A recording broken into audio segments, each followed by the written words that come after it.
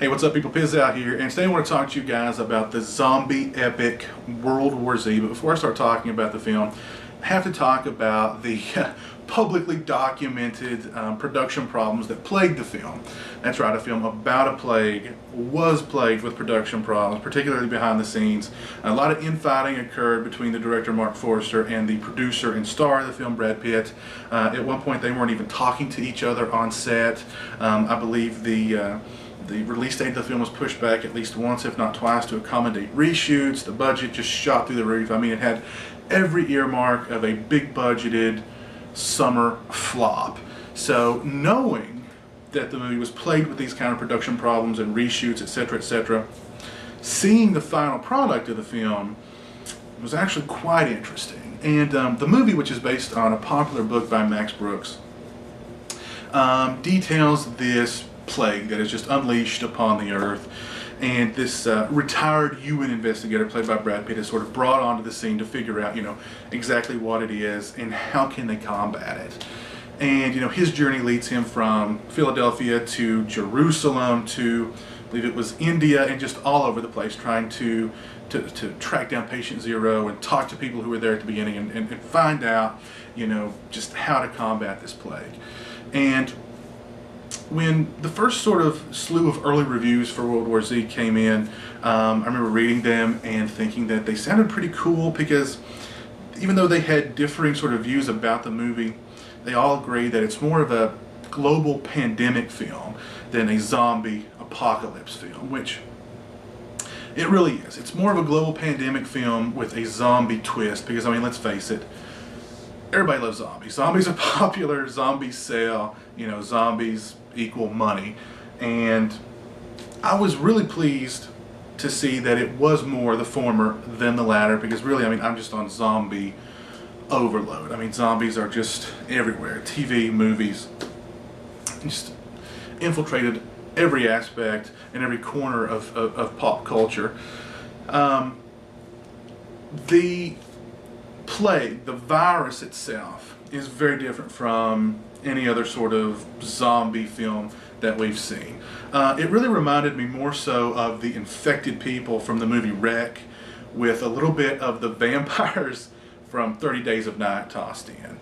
And how the virus works, how it infects people, and what it causes them to act like is very different as well. It doesn't infect people and turn them into the sort of sluggish, zombies that want to just eat flesh.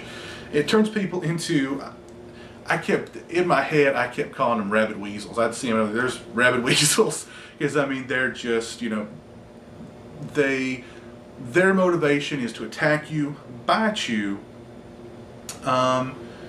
infect you, and then move on.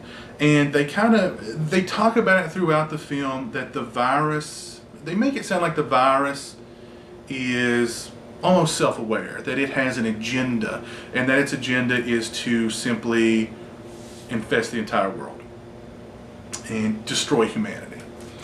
And a little bit different than anything that we've seen kind of before with zombie films.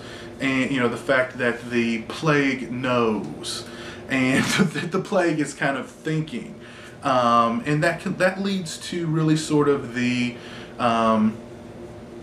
climax of the film, which you could say, you could look at it a couple of different ways. You could look at it like, oh, that was different, I liked that, or that was a little too easy. That was an easy way to kind of instill hope at the end of the film, because let's face it, I mean, a lot of the zombie apocalypse stuff that doesn't instill a lot of hope at the end of in the end.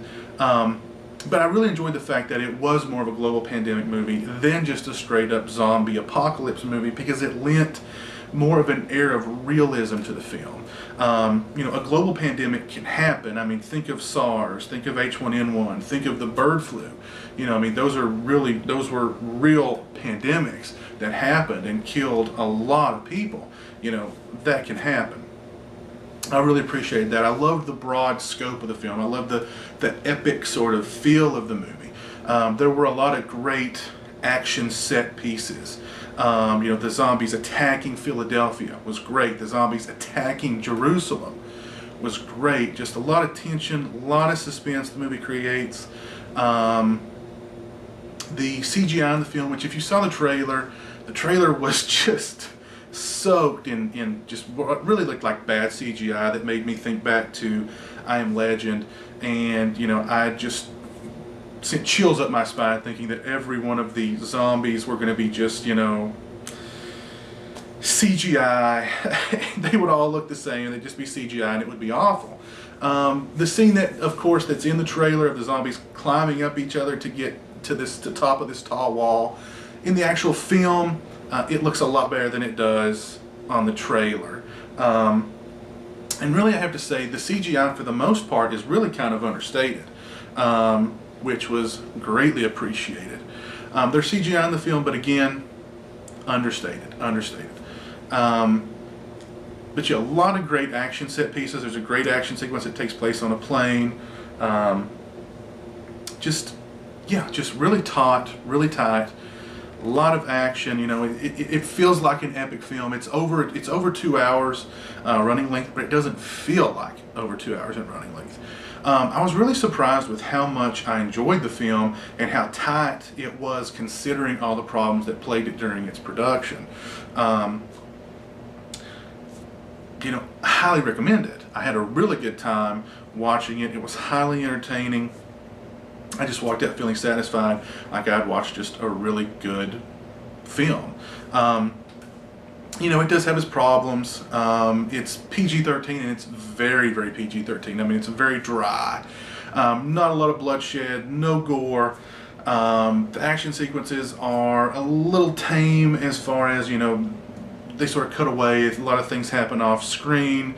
But, you know, it's the kind of zombie film that, you know, you could feel comfortable taking, you know, a younger member of the family to, or a parent to, who's, you know, who's sort of into the whole zombie thing, but not into, you know, the bloody, gory zombie thing.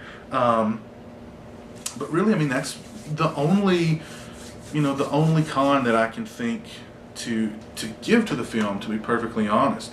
I just found it highly entertaining and pretty well made. I mean, I think, you know, Mark Forster's a stylish director. It was well edited. The acting was great in the film.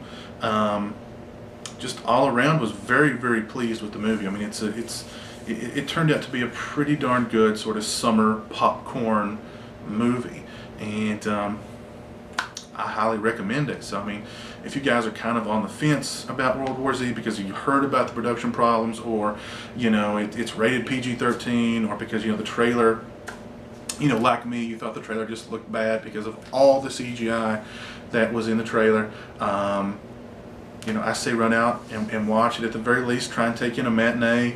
Yeah, it's definitely worth your time, I would say. So, yeah, if you've seen the film, definitely leave in the comments below your thoughts on it, and yeah, would love to hear what you guys thought of the film. So yeah, World War Z, I recommend it. Solid sort of action, global pandemic, zombie infected apocalypse movie, and pretty darn good. So yeah, I recommend it. You guys should go out and check it out. And until next time, you guys take it easy.